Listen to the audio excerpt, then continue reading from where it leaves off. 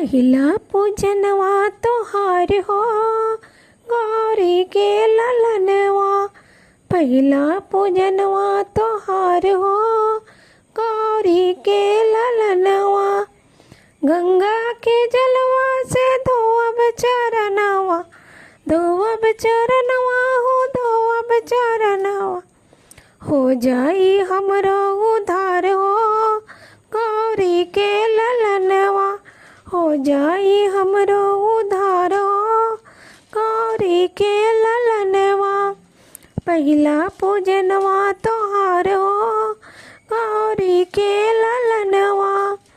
सोने के मुकुट काने कुंडल, सोने के मुकुट काने कुंडल।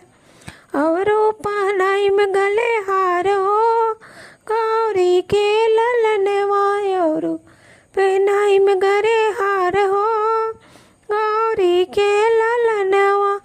पहिला पूजनवा तोहार हो गौरी के ललनवा।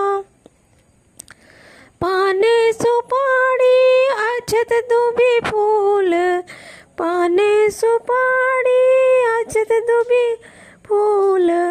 और लड्डुआ चढ़ाई में भरी थाल हो गौरी के ललनवा। लड्डुआ चढ़ाई में भरी थाल हो गौरी के ललनवा। पहिला पूजनवा तोहार हो गौरी के ललनवा।